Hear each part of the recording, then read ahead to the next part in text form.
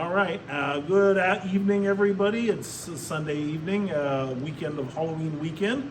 And as I promised, I went through the garage here. I'm not going to show you the garage. I'm surrounded by memorabilia. And I dug up a few DirectX artifacts from the earliest days, 30 years ago, of the creation of DirectX. I found some really cool things, some things I'd completely forgotten about, so it's going to be really fun to visit them again. Some of them are so interesting, I'm going to have to show them in more detail another time, but I've got them spread out here on the table. So I got my daughter recording here, and I'm going to give you a little tour of some of the DirectX artifacts I found here in the Playcast barn while rummaging around on the 30th anniversary of DirectX. All right, come on over here, Olivia, let's show them. So right here along the table, we have Color Publishing Magazine. This is the 1992 edition. This is the magazine and publishing I was writing for when Microsoft recruited me. This is the 1988 computer graphics image synthesis textbook from SIGGRAPH in 1988. This is the SIGGRAPH conference I went to. This is the book I learned 3D graphics from. One of many, but one of my favorites. This is a really rare item because only 3 people in the world have this. The original Ship It Awards for WinG, which was the precursor for DirectX, DirectX 1, DirectX 2, DirectX 3. Missing is my DirectX 5 ticket because it wasn't issued by the time I left Microsoft. And here's my original Microsoft lanyard. And this is, of course, signed or auto-penned by Bill Gates. So this is one of 3 DirectX Ship It Awards, and only 3 people have these logos. 4, I think, have those. So this is the original OG Ship It Award from Microsoft. Now I got a couple other cool things. This is an April 20 Windows 95 game SDK Build 101 printed on a Microsoft CD. This was the beta release of DirectX that we actually took and mass produced for the Game Developer Conference when we launched DirectX. And you can see on here is a little sticky note that says, "Okay, Craig Eisler." So Craig Eisler, who created and managed the early DirectX SDK, one of the early DirectX creators, he made this CD for me. He handed it to me and he said, "This, Alex, is the beta version of DirectX. I want you to ship it the GDC." And so it is this version of the CD, or Build 101, that became the DirectX Beta. So this is the original DirectX Beta CD. Also here from, look at the date, November 21, 1995, the original Windows 95 Games Sampler CD and Games SDK preliminary version with over 20 playable trial version games and 10 cool demos featuring Microsoft DirectX technology. So all the game developers who put games on this CD were the ones who sponsored the Judgment Day on October 30th, the Judgment Day party, and also sponsored the Haunted House in a lot of cases. So that's the original Game Sampler CD. This here is the original Judgment Day. Look at it close. Microsoft Judgment Day, October 30th, 1995 t-shirt. Blood spatter t-shirt. And this is 30 years old. This was only given to attendees of the Judgment Day event. Now we're going to jump around a little bit just because of what I found rooting around, but there's some really amazing artifacts here. First, what is this? You guys see that? That is from the Japan launch of DirectX in 1996. So the Japanese office in Microsoft held a DirectX launch event in 96 and printed money for people to spend at their event. So there was a Japanese version, it was a Wild West themed version, or an American themed version of DirectX, and this was the first introduction the Japanese had to DirectX, and of course what became the Xbox OS. Interesting, there's some other little tidbits here that are kind of cool. Let me see. Oh, what is that? There's my original Microsoft business card. Look at that. There it is. Let's see here, and then this is interesting. This little note here, you can see it's a little bit of note in Japanese. See if you can see that. Now if we just open it up here, this is DirectX Game Developer Conference in Yokohama, 1996, sponsored by Microsoft, ATI, that's AMD today, I can't see what that one, and NEC and Trident, one of the other graphics card companies, was big back then. Notice NVIDIA's not on here yet. So that was a long time ago. So that's the actual, let me see what's in there actually. I'm not sure, let me pull that out of there. I have no idea, this has not been pulled out of its sleeve ever. Oh, just some kind of security badge thing. So I guess that's the official invite from it from way back then. Wow, okay. Now, this has a story I haven't told yet, and somebody in the channel is asking for it. This is the invitation to Judgment Day 2. And this is designed, this invitation was designed by H.R. Giger himself, the artist who created the Alien in the Aliens movie, and I worked with him on this design and a number of the assets that are in this box. Now, somebody here requested that I tell the Judgment Day 2 story, which, as you can see, was actually scheduled to happen 2 years after Judgment Day 1. And Judgment Day 2 has its own huge story, which I'm going to talk about, but it was alien invasion themed, and it was all of the art, and the alien ship was designed by H.R. Giger himself. And I had a real privilege working with him because, of course, I was a huge fan. Now, in this envelope, I forget what was in it, but oh, naughty. Okay, turn your eyes. My daughter is watching this, so Olivia, you can't watch this. Just keep the camera on. Close your eyes. She's an adult. She's seen it all. This caused a famous scandal. This was for the launch of Judgment. This was the launch of the 1996 launch of DirectX 2, which included the first release of DirectX that included Direct 3D. And this was for an event called the Pax Romana. And we had, of course, a lot of sponsors who wanted to support the Roman-themed Microsoft Pax Romana event. And one of the game company developers, the president of one of the game companies who sponsored the event, was Jillian Bonner, president of Black Dragon Entertainment, an early DirectX adopter producing DirectX games. And she was also Playmate of the Year, Playboy 1996. Women of the Internet. So Jillian Bonner was president of a tech company. She wanted to sponsor Judgment Day 2. We took her money, and it caused a massive scandal, which was, today I call that story the Bunnygate scandal, and I'll recount that for you sometime. But it caused a massive upheaval because she was a Playmate. I got accused of hiring her, or Microsoft got accused of recruiting a Playmate to promote DirectX, when in fact she was the CEO and founder of a game studio as well as a Playmate. So Microsoft had a huge amount of internal turmoil over Jillian Bonner sponsoring a Microsoft event, and there's a whole story around that. But we have to save that memorabilia because, of course, it is an excellent piece of a historical artifact now. She was Cleopatra, by the way. And because she paid to be Cleopatra, it's why Bill Gates didn't actually attend the event. We had a Microsoft executive stand in because Bill couldn't be associated with something this scandalous. All right, now down here I have a couple things, again, a little out of order here, but these are sealed. This one is sealed. See this envelope? Do not bend, Microsoft Corporation. These are original, I made them myself. These are the original Windows WinG SDK floppy disk mailers. Now this one's sealed, and I've got a few of those that are still sealed that have never been opened, but I found this one here that was open. So let me pull it out, and I believe this contains, see here, the letter I wrote, greetings, WinG version 1 is now in Library 12, folks. The zip file contains the known bug list and limitations. Next week, we will upload the 400 combo matrix test thingy so you can see how we tested this. Additional updates to WinG will also be posted on the forum. Input and feedback for WinG 2.0 welcome. WinG 2.0 turned out to be DirectX and DirectDraw. Please send to mmdinfo@microsoft.com. You can ship your programs with this code, no royalties and no weird permissions. Go forth and code. This will work on Windows 3.1 with all major compilers. Note that there are Win32 libs included.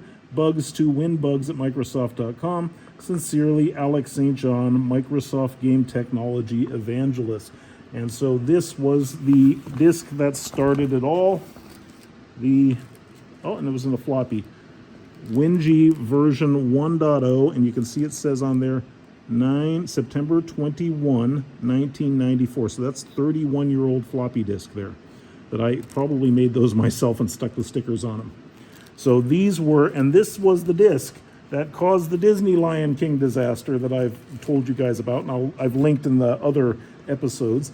Let me make sure I put this together correctly, because Olivia, you're going to inherit this one day, and I bet you can sell it on eBay when I'm gone for millions of dollars, so don't lose this, okay? All right, hang on a second. Let me get it back in there, nice and gentle. All right, so let's see here. So these are original Wingy. Now this, I don't want to open. Look at this. This is sealed. No one, C1, created for Windows 95, hot game, hot news, Activision, Mindscape, Ocean Signosa, Sega PC, Sierra, Microsoft. Whatever is in here is good stuff. I don't want to open it today because this is 30 years old, unsealed, and I don't have an unsealed one. But on some occasion, if I have enough subscribers, we'll crack that open. But it's going to have some early promotional materials. What's in here? Did I open this already? Oh, that's the Playboy. All right. Over here, I have no idea who made these for me, but I think they're interesting to show because remember, I keep telling people that the Xbox logo, let me show you, I found also original Xbox ham sandwich controllers here. And so this X here on the Xbox, which with the glowing green, this is based on the original DirectX, and you can see, if you see this original DirectX logo, it's actually a radiation symbol that I added one leg to and turned into an X. And that, because Microsoft said calling it the Manhattan Project with a nuclear theme was going to offend our Japanese partners and Microsoft Japan. It didn't, only Americans actually cared about it. But Microsoft DirectX, so they said we can't be a radiation symbol theme, you have to change the logo. So I added one leg to the radiation symbol, it was still radioactive green, and that's your DirectX box logo today. See it there? And also, something tells me about the date of this artwork. I'm gonna guess it's from 1996, because this is some of H.R. Giger's artwork for Judgment Day 2. So I think this is work that H.R. Giger did on Judgment Day 2. Now, here is something really interesting. Look at this.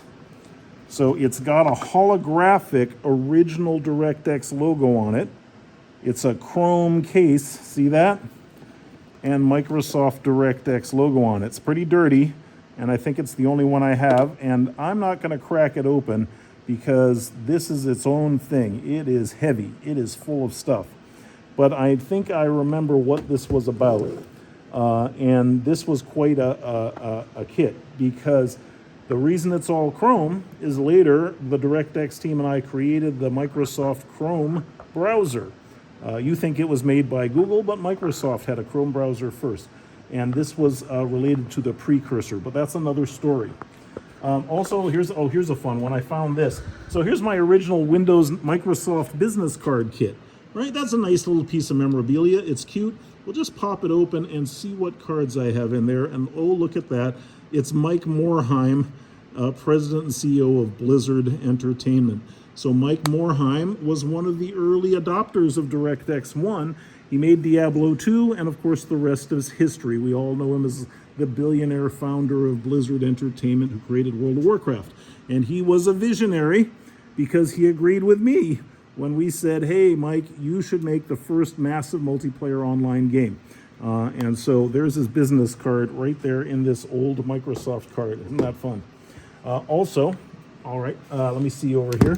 This is quite cool, and unfortunately they're in slide form.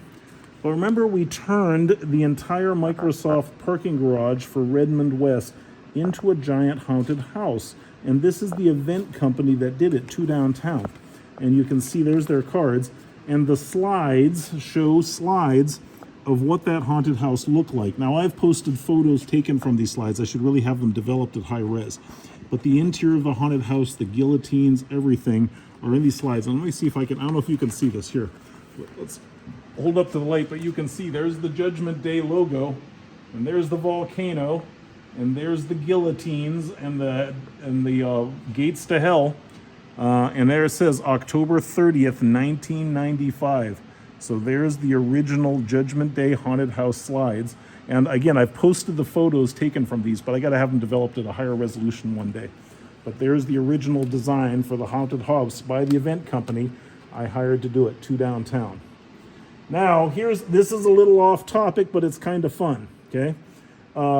Since it's on top, a lot of you don't know that, I left Microsoft in 1997 and founded Wild Tangent, which became the world's largest and one of the first online game publishers and app game stores. A lot of people don't know that when Microsoft started, a lot of old friends and people I'd hired went on to found Xbox and create that team. And Microsoft and the folks who were making Xbox hired Wild Tangent, my company, to consult and advise on a lot of Xbox functionality, including the original UI for the very first Xbox. And I built the streaming media player. So this is the autographed copy of the Xbox Music Mixer, which was made by Wild Tangent. And you can see here, it says there's Microsoft, and there's Wild Tangent in the corner. And there it is, signed by the whole Xbox team from that era. Oh, see, my daughter's really interested now. She wants to check that out. So we built the Windows Media Player for the Xbox. We were doing other things for Microsoft back then. This is just a little fun because, remember, I left Microsoft in 1997, and here are invoices from Microsoft to Wild Tangent. So this was me building what Wild Tangent started out building the Chrome media browser technology and demos for Microsoft. And here's paychecks from Microsoft or expense tickets to Wild Tangent from that era. Now we got a few other interesting artifacts. I've got a better version of this, but this is the original Microsoft specification for the Talisman multimedia system. This was Microsoft's 3D chip. This was going to be NVIDIA. This was going to make Microsoft a $5 trillion company. This was going to be the only 3D chip you could buy for Windows. And Direct3D put a stop to that. I fought very hard with Microsoft's internal art researchers, and I'll tell some of those stories, to try to stop Microsoft from deliberately killing and monopolizing the 3D chip company for itself. I fought for a free market of competitors to allow companies like ATI, now NVIDIA, and NVIDIA and ATI today to pioneer that market, because this architecture was quite a dumb one and very primitive.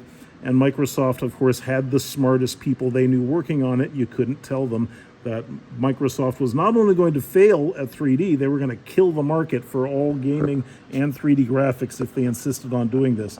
So Talisman was my nemesis at one point. And so here's the original Talisman roadmap and architecture, and I'll cover that in detail someday, because now that NVIDIA is a $5 trillion company, it's fun to hark back to a time 30 years ago when history could have been entirely different. All right, over here, now after I left Microsoft in 97, I became a media figure because I was a little famous. And so my media figure here, I had a publicist, and I was writing for Boot Magazine. So there's me when I had hair on the cover of Boot Magazine, 14th edition. And this covers a big story about Judgment Day 2 and that H.R. Giger art I showed you. And there's a lot of good pieces of art and stories in there from here. So I'll actually, when I talk about Judgment Day 2, we'll pull out this copy of Boot and I'll show you that story. And here is Boot issue 16, when Boot was trying to figure out if you could use sex appeal to sell, PC reviews. So they were going a little crazy here and trying to sexy up selling PC gaming mags for nerds. But in here is the interview of the century. It's John Carmack and I having a discussion about OpenGL versus DirectX. And so this is the original interview I did with John Carmack a couple years after we built Doom 95 for Windows together and had a huge public dispute over OpenGL versus DirectX. So this article it's very hard to find on the internet anymore, but I've got a copy. So we're going to pull it out and we'll go over it in another episode. That's another fun one to find. I'm glad I located that. Let's see here. And then, let me see, I got a couple other minor things. Some Wall Street Journal coverage from that era. I'll dig that out and show it. This was funny. This was the year after I left Microsoft 97, October 97. And the whole game industry loved the crazy, because I always did crazy Halloween parties for DirectX. And now that I was out of Microsoft, they're like, Alex, you got to host a Halloween party. So I hosted Party of the Colossal Beast, and I'll tell that story sometime. But this was just, I just did this for all the game developers because they missed me throwing crazy Microsoft parties. So I threw another one on my own. Now over here, let me see what this is here. This is, that's good stuff. Okay, here. So I'll tell the stories in more detail, but I mentioned that I was hired in Microsoft 1992 to create the Windows publishing architecture, and ended up building DirectX.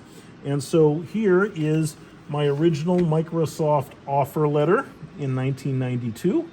It's an alarm going off. Go ahead, Olivia, go turn it off. Just hit 0. Sorry, security alarm. It's past hours. The barn alarms are going off. Hang on one second. This is the 1992 offer letter. There's more to that. This is the 1997 email I sent to get myself fired. This is my Microsoft termination letter. And these are all of my Microsoft human job reviews, monthly, these are quarterly reviews, performance reviews. So the entire history of making Windows 95 games, WinG, and DirectX is chronicled in all of my performance reviews right here. And you can see it's really funny to read some of them because, of course, you can tell we're just, trying to do a good job, get a good review, and it wasn't obvious that we were making history. And so these review documents show chronicle the entire making of DirectX and WinG, the Disney Lion King disasters in there, everything. So I'll read from some of those sometimes if you find them interesting.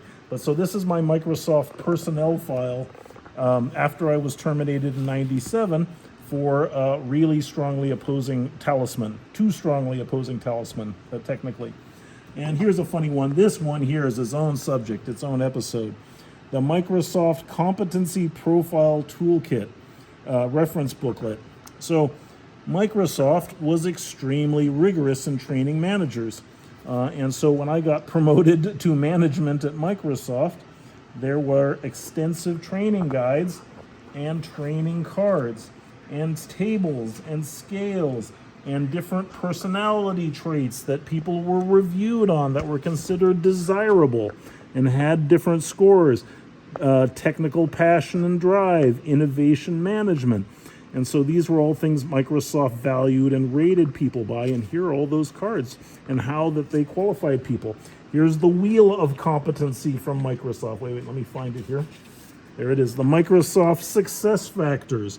So this is the formula if you want to be a successful Microsoft employee. So again, these are fascinating, and I got highly trained in being Microsoft management, for better or worse. And I was terrible at it, of course, but I did my best. I'm a little better now, but not much. So this was the training materials for becoming Microsoft management back then. And that's a whole different subject that's fun to cover. So with that, here, go ahead and hand it to me, Olivia. Thank you. So that is some of the fun memorabilia I've got from the early DirectX days. I got a whole pile of other stuff sitting over here that I've got to go through. That's a lot of fun. But that's some of the kind of neat stuff that's, more or less 31 to 29 years ago, something like that. So there it is, the original OG stuff. One day, I've got a lot of friends who have a lot of cool memorabilia, Pax Romana, all kinds of stuff. I'm going to have to start a DirectX museum at some point to collect all that stuff together, hopefully, so that history doesn't forget how your GPUs and how your Skynet artificial intelligent GPUs came about. So that is some of the fun memorabilia I promised. Hope you're satisfied. I got some really cool things here that are their own story, so I'm going to crack them on another occasion to show you what those are, because they're really quite cool, especially this thing. So until the next episode, y'all have a great week, and I'll see you in the next episode of The Saint. Take care.